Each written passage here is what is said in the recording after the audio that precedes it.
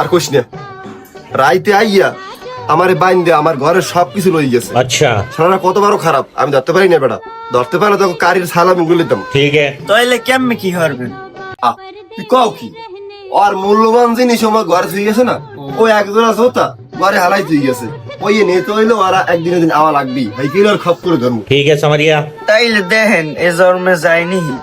पर्दे में रहने दो पर्दे কি রে পারবেশ, তোকে বাসা নাকি চুরি হয়েছে?